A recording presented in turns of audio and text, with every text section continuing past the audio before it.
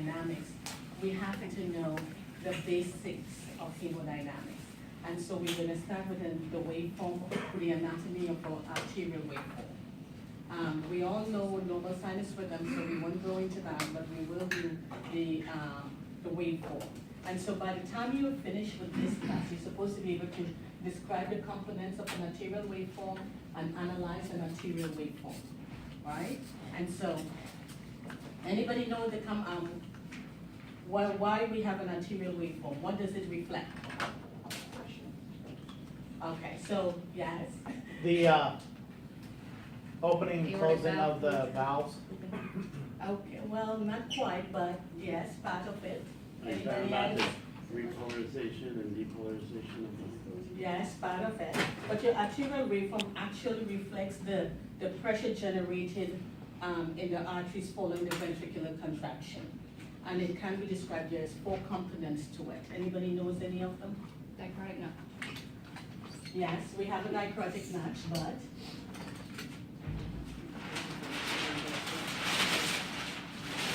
where is our dichrotic notch?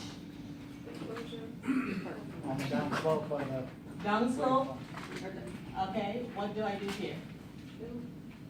Go up and come down. Okay, all right. Where's the rest of them? Up slope? Okay. Am I drawing? Okay. So, arterial waveform, okay. So the 4 components, we're gonna name them A, B, C, D. Okay? So what do we have here? From A to D? And a front. So that's your upstroke. What's happening at your upstroke? Ventricles contracting. Right. So your ventricle is contracting, and we have what we call isometric volume happening. So what's that? It is the same amount of pressure. You have the same volume but different pressure. So say for example, you have this bottle of water, okay? I am squeezing it. The volume came up, but I haven't changed the volume inside the bottle, but the way it is, it's just showing a different because I put pressure on it. That's your volumetric pressure. Okay, so once your left ventricle have enough blood and it gets the impulse to contract, when contraction starts, for it to open the atria, the aortic valve, it builds up a whole lot of pressure because it has to overcome the pressure behind the valve. So you build up your pressure, and this is called the anacrotic notch.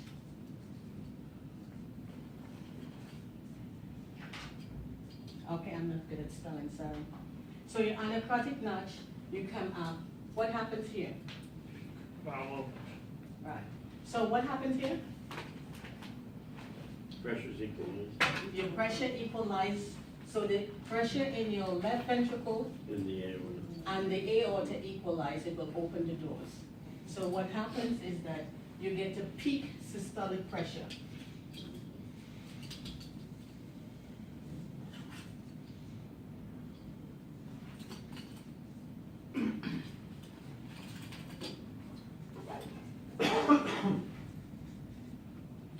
So once you get to peak systolic pressure, I always say it vomits everything into the aorta, right? And so you start having a downward trend, okay? Your downward trend is? Closing of the valve. So that's your dichrotic. No. So you have it finish here and it here. Right? What happens at the dichrotic notch? Okay. And what caused the valve to close? Pressure. So the pressure changed. We don't have that elevated pressure anymore. The pressure in the aorta is heavier, is higher, and so your valve just closes. So what caused that dichrotic notch? When the valve closes, the valve to your lungs also closes, right? So your pulmonic valve closed also, and so you get that, it's like a hiccup. It's just give it a little, like a bump in the road, okay? So you get that, and so you get that little notch. At that time, what happens? Once your valve closed, your aortic valve closed, what happens? What does that mean? Your ventricle is empty, what is happening now? Okay. When your ventricle is filling, okay? When your ventricle start filling, your diastole has started. Okay? So you have the dichrotic notch, and so you end up having diastole. In diastole, what happens to the coronary arteries? They fill.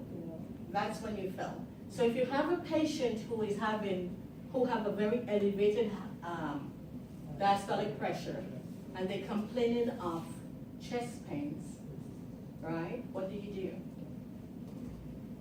call the doctor and you let them know. Because it's probably, he's getting pain not because he has coronary artery disease, but because his pressure is so high, the arteries are not relaxing enough for it to get filled. And so they need to give him something that will relax it, and so that they can do that. So you have your dichrotic, so you have,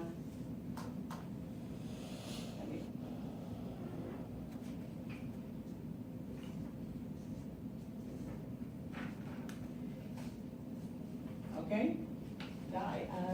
I'm not a very good speller. Okay. Systolic pressure, right? Okay. We have something that we ask every time. It's called end diastolic pressure. Anybody understand that? Filling pressure. Okay. What does that mean to you?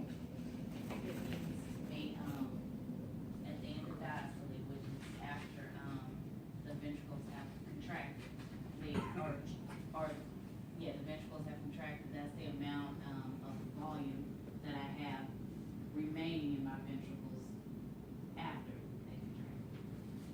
Or after, Actually, not quite. It's kind of backwards, but that's a good attempt. Anybody else want to try it? Filling pressure. When they It's fill. your fill-in pressures. So it's the ventricle has already filled before the isovolumetric pressure starts, before the contraction has started. So therefore, it's like I've drank all the water I can, I'm no longer thirsty, and just before I want to know, before I move, right? Yeah. So this is what I need. So, yes. So just before, so this is going to repeat itself. It will start again and come back at it. So they will take that pressure registration at the end of diastole when I'm filled already before systole. And so we're gonna look at the end diastolic pressure. Anybody knows what the normal end diastolic pressure should be?